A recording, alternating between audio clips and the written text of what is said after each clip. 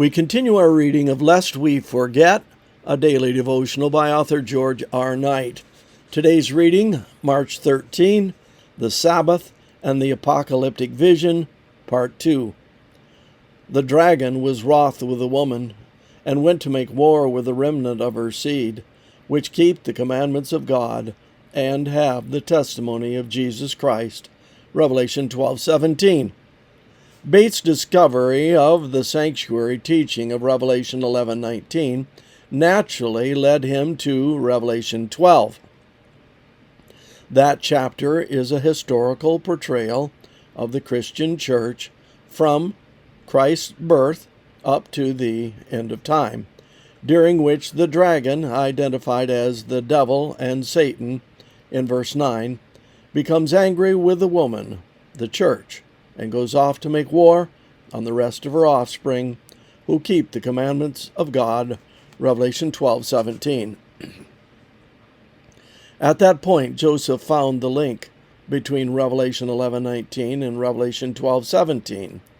Not only would the second apartment of the heavenly sanctuary be opened at the end of time, revealing the ark containing the Ten Commandments, but those very commandments were featured at the end-time climactic point of chapter 12.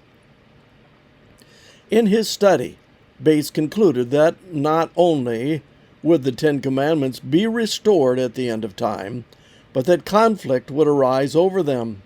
As he viewed it, the conflict would mainly involve one commandment, the Sabbath, the one that had been changed by the church, Daniel 7:25.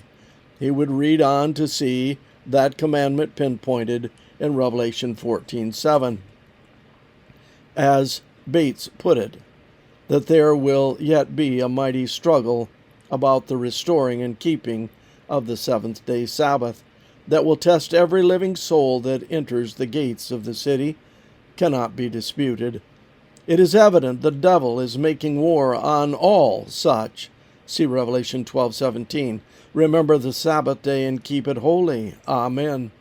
With those words, he closed the 1847 edition of his seventh-day Sabbath. His discoveries in the book of Revelation overwhelmed Bates. Not only would God have a remnant who would keep the Sabbath at the end of time, but there would be discord over that commandment.